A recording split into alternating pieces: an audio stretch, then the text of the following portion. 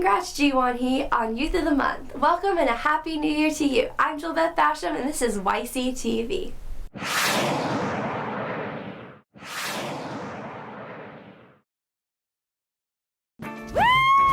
Get out to the forest. Let the kids connect to their roots. It's gonna be so much fun. Yeah! Woo-hoo! Hey guys, wait up! And discover the wonders of nature with your family. These trees are the key to our way of life. Fresh air. What a glorious morning! Clean water. Woohoo! This is great! And endless forest adventure. Let's rock this jungle! Yo, this is untapped territory. How amazing! Visit discovertheforest.org to find a forest near you.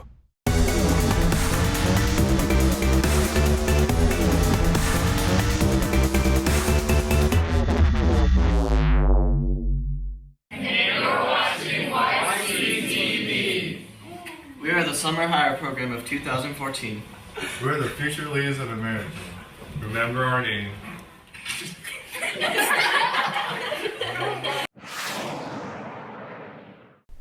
Don't go anywhere because up next, Josh and Jason are going to teach us a new phrase in an all-new lingo swap.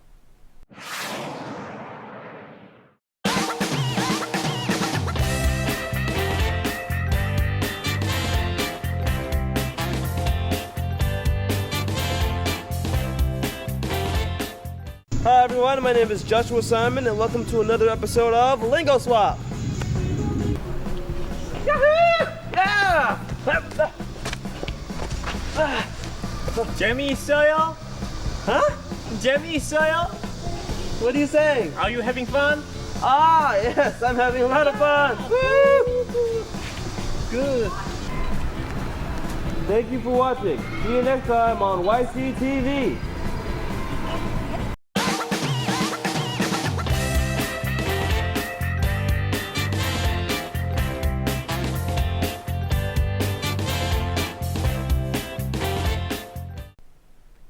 Thanks Josh and Jason. It looked like you two were having a lot of fun. Next, we're going to learn a card game on Game On.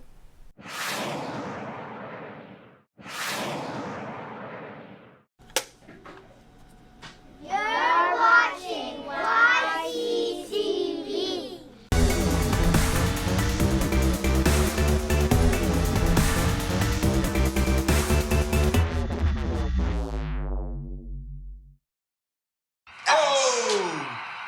Checking your fantasy league? Nah, just my 401k statement. Nice. Where'd you find the money for that? I just been saving a little every month. I can't seem to save anything. Well, what about all this? What about the money you're spending? What money? It's gone before I can get my hands on it. I got a pizza for a Todd. Hey, can somebody spot me? When it comes to financial stability, don't get left behind. It's 547. Get tools and tips for saving at feedthepig.org.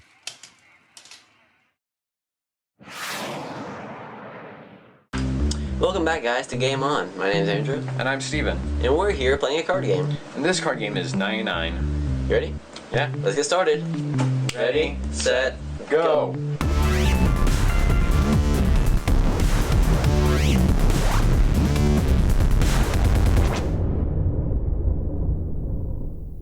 So the rules for 99 is extremely simple.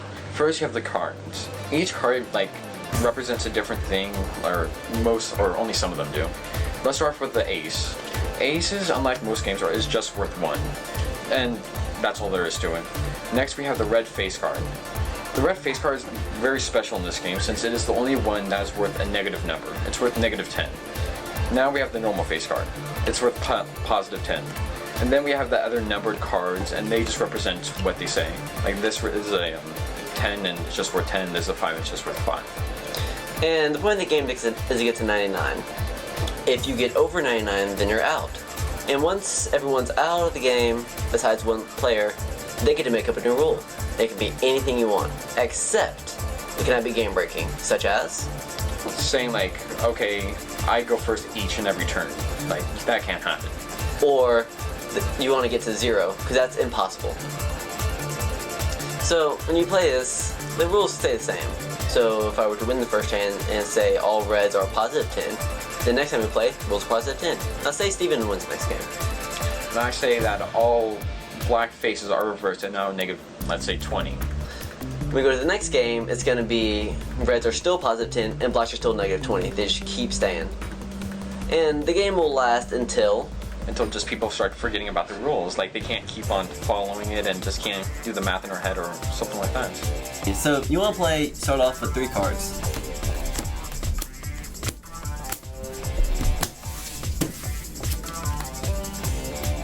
Ready? Yeah. You go first. 6. So when you play, you also want to say the name of the, say the number you're on. So 16. 26. 35. 37. See, at this point, you've won, you draw after each time you play the card down. So, another rule is if you don't draw your card immediately, if you don't draw your card after the other person plays their card, then you cannot pick up a card. So, in other words, say I have 2 cards. So, we're at 37? Or Yeah, 37. 37? Yeah. Alright, cool. 47. 57. And now I can't pick up a card because he already drew before me. So now I'm stuck with 2. So we're at, what? 57. 57?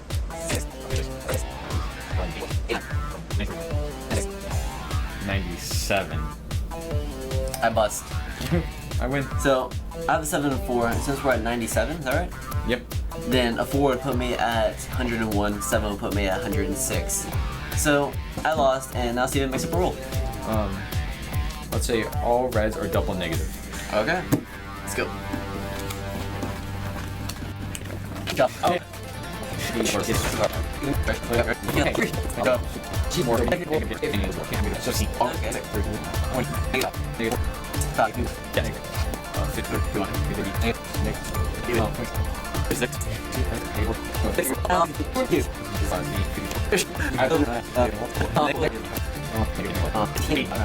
Yeah, that. Negative 41.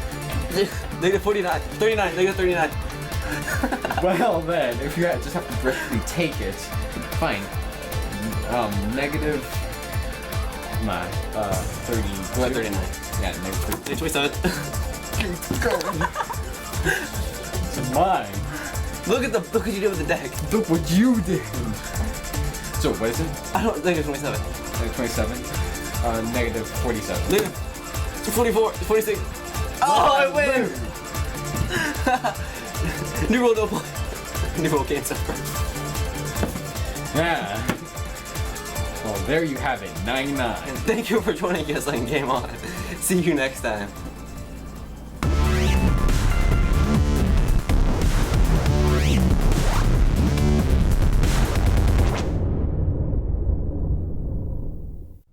You saw the Hot Shell Ray Career Corner. Now let's take a look behind the scenes to see how their music comes to life next in a brand new Career Corner.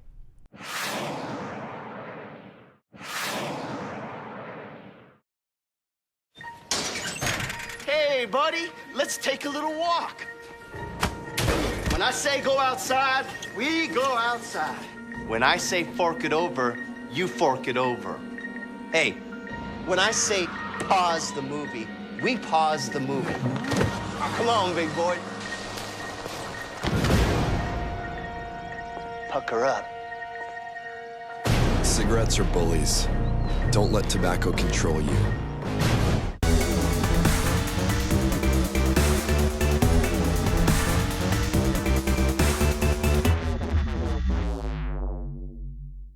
We are Humphreys High School's National Honor Society, and you're watching YCTV. Yay!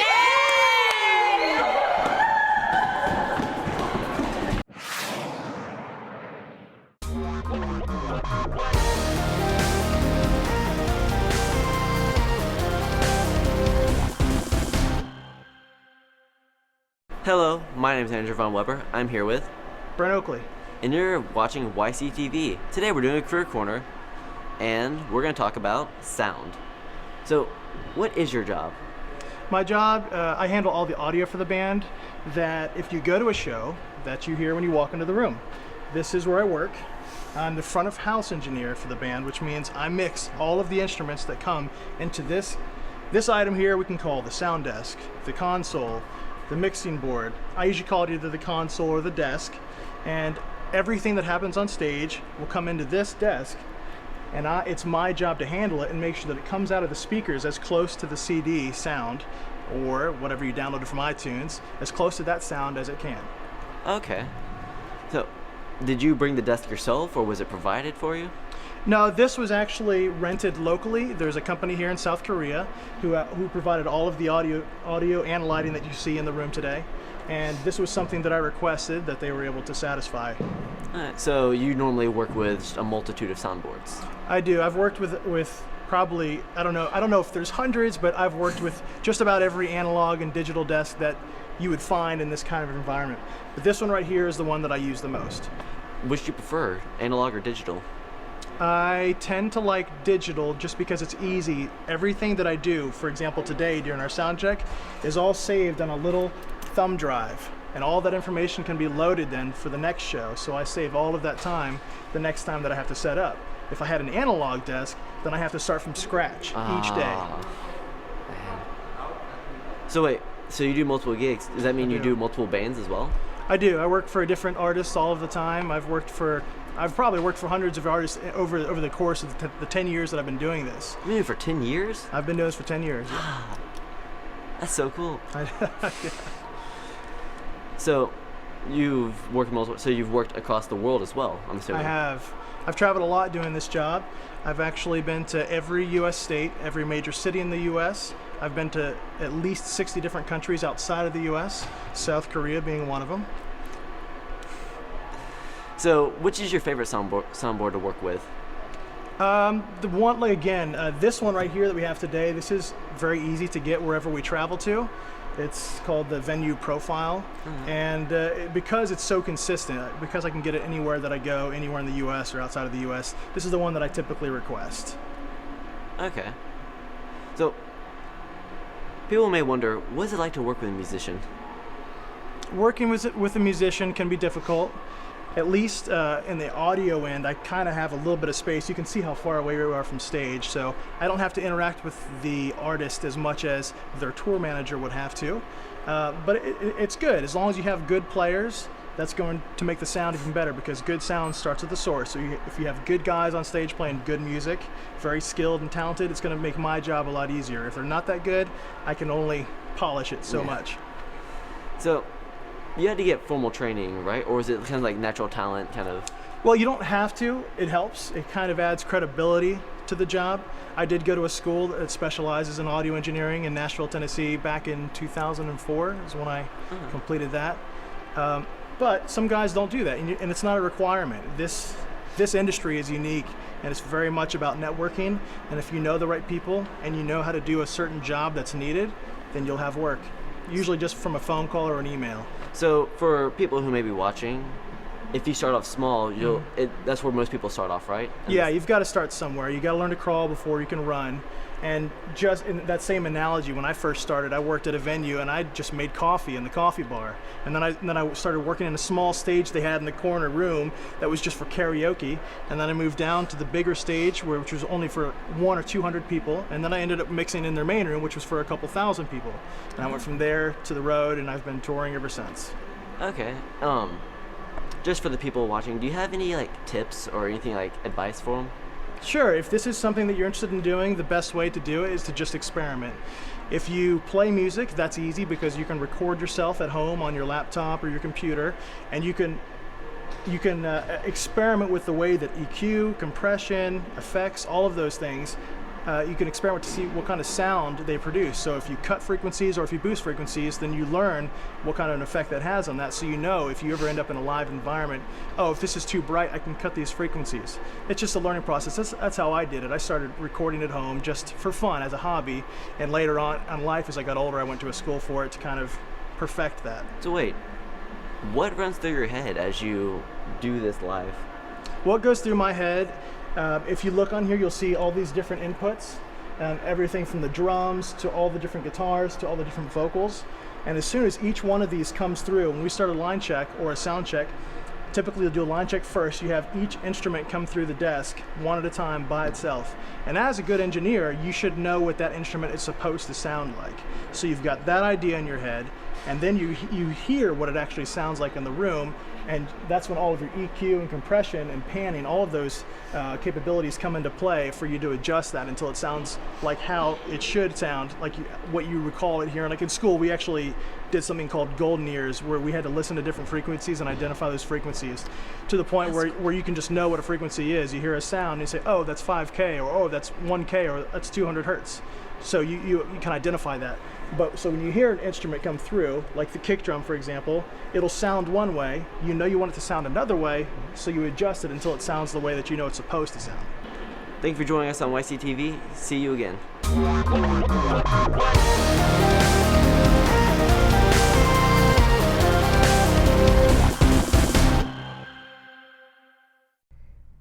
Jared went to visit the guys at AFN OSAN to talk about all the cool stuff happening this month and another upcoming event segment.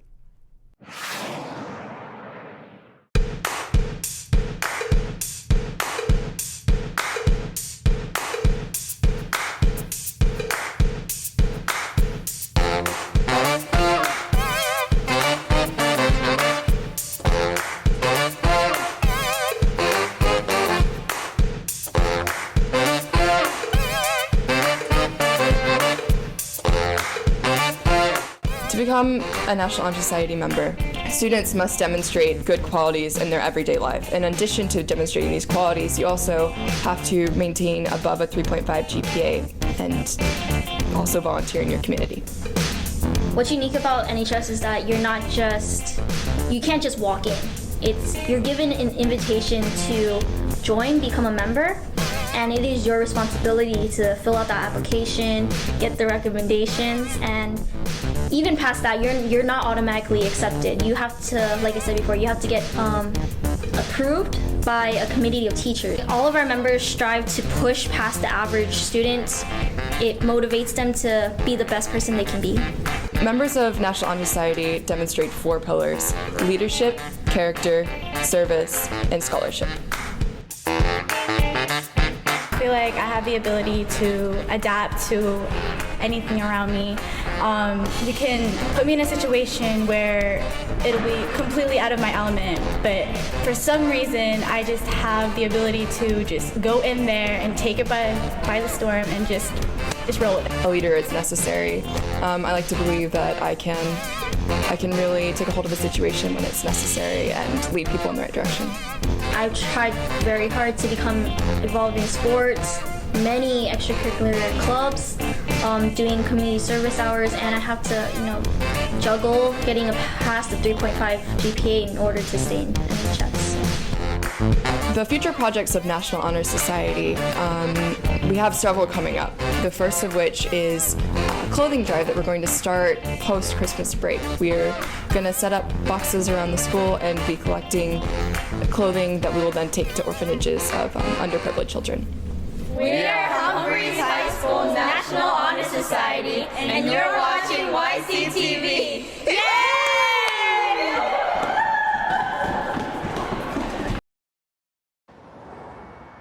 Pack of cigarettes? You need a little more, honey.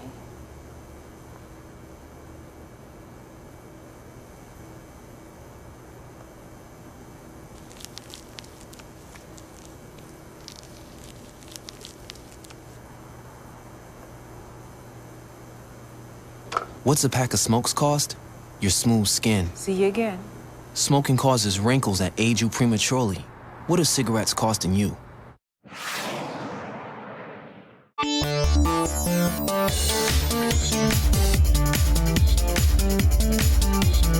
I got Mr. Jared Barrick from the USAG Humphreys Family and MWR CYSS Youth Services. I'm here. Yes, I am. It was a very cold road to get here, but I am here. I keep reading the weather and saying that it feels like 8 degrees. Can you confirm or deny that feels like temperature, Jared? I would rather read the weather than feel the weather. So I'll confirm that for you. Absolutely. So Jared is here going to talk to us about a couple of new things starting up. Yeah, we got some new programs coming up for the new year, so new things to do with the kids. Awesome. So that is all coming up right here on AFN OSAN The Eagle. Stay tuned. And you're watching YCTV.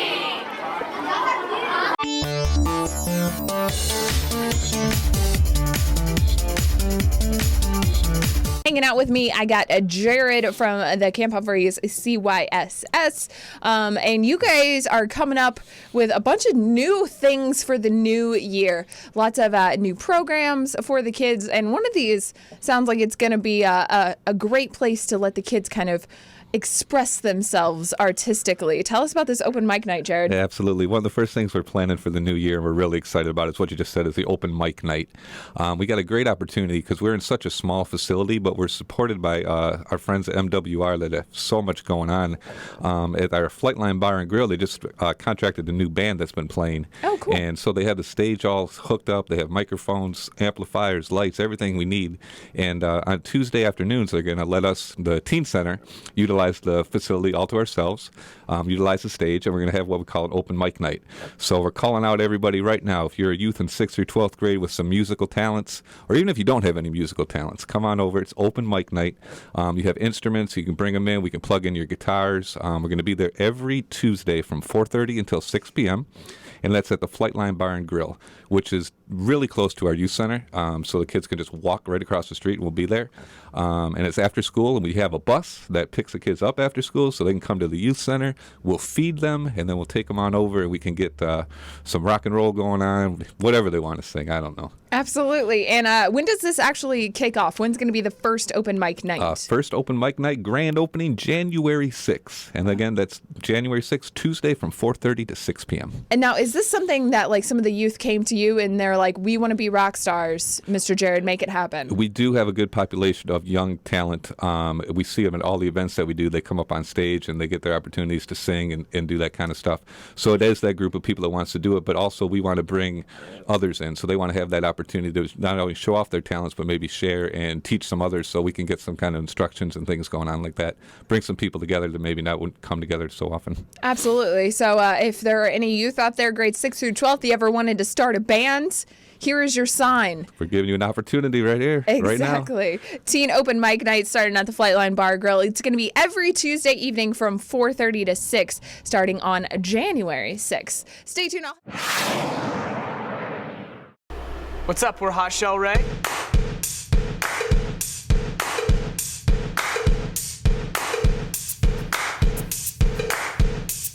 And you're watching YCTV. Perfect. There we go. That easy. Nailed it. And that's a wrap.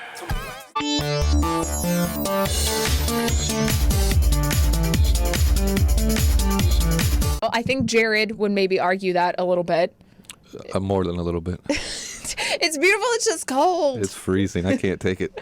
That's why you need to get inside, find yourself a cool place to kind of hole up. And that's what the Cyber Cafe over there for the teens is all about. Now, I'm pretty sure we talked about this a couple of months ago, Jared. We did. We got a new space in August, and we were able to open it up. We call it a soft opening, I guess. And it's this place just for high school students to go. And that's something they've been asking for a long time, get away from the middle schoolers. So it's just for 9th through 12th graders, and it's called our Teen Cyber Cafe. Well, over the last few months, we've been able to build it up. We've been able to get more equipment in there. We got everything that we want in there, so we decided to go ahead and have a grand reopening for the new year.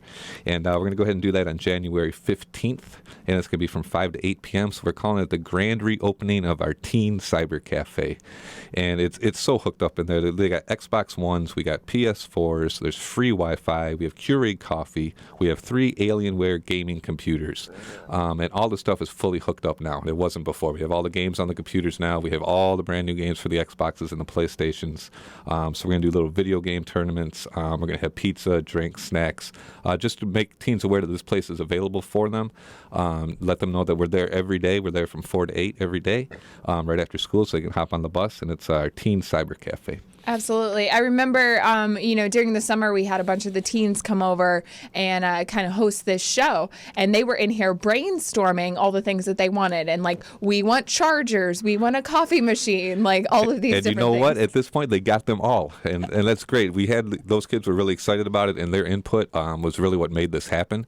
So anytime we can get ideas from the kids and they want to come to us and let us know, we make stuff happen for them, but we need to know what they want. And they did. We got all the phone chargers in there. We got all the games in there. We got the Wi-Fi. We got the couches. We got the beanbag chairs. And we got a little paint job that's coming up here in a couple weeks. the group of kids is going to come in. We're going to do a mural on one of the walls, and that's going to be one of our grand openings to show the mural that got painted at the Teen Cyber Cafe. Very cool. So the Teen Cyber Cafe is open anytime that the youth center is open, the Teen Center. Yes. Okay. Very cool. So the grand reopening event for the Teen Cyber Cafe coming up on Thursday, January 15th. Lots of stuff to check out over there. Stay tuned. We'll have more with Jared coming up next. You're watching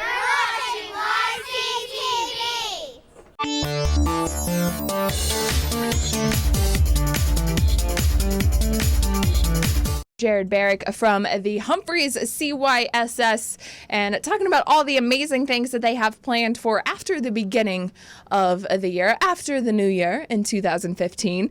And one of them is a field trip that is going to be coming up in January, and I'm not sure that I'm very familiar with where you guys are taking this field trip to. Tell me about the 63 building. Yes, ma'am. We're going to the 63 building. It's downtown Seoul. We're going to go on Saturday, January 24th from 9 to 5. And what is this? One of the tallest skyscrapers in Seoul. Not the tallest, one of the tallest. But, that's awesome. The best part of it is they have a sky lounge up at the 63rd floor. Oh, actually, it might be the 62nd floor. I may have missaid that. But it's up there at the top. Yeah. And it's kind of cool. They have usually an art gallery and different themes. Usually they change it up every 2 or 3 months. Photographs or art or stuff going on. But the cool part is it's all glass, so you can walk around and see the entire city from the top of the building. So there's some good pictures and stuff we can take. And it's a really neat, big tourist attraction, one of the must-see places for anybody who's in Seoul. So we're going to take the kids down there. Also, a lot of cool stuff within the whole building. They have a wax museum, an IMAX theater that shows 30 or 45-minute movies. Oh, cool. Again, different themes every couple months. The last time I was there, I think they were showing something about penguins. Yeah. So yeah, it's pretty cool. Why different not? Stuff. And they have restaurants and food courts and things like that. So the kids can bring their own Korean won and try Korean food if they want. They have Western food as well. So tons of different stuff they can choose from for lunch. But it's a really neat experience. A good opportunity to go to downtown Seoul in a supervised environment with the teen center, see the whole city from the top of the building, and to do some fun stuff within the actual establishment. So it's a really great opportunity for the kids to jump on board with us. Again, it's on Saturday, January 24th. There is a $15 registration fee for this trip, and that just covers the transportation. It covers all their tickets. So for the Wax Museum, the IMAX theaters, we CYS will pay for all that. Well, that's it for this month. You can watch us on the Garrison Command channel or on YouTube at www.youtube.com/USAG Humphreys. YCTV, why not? See you next month.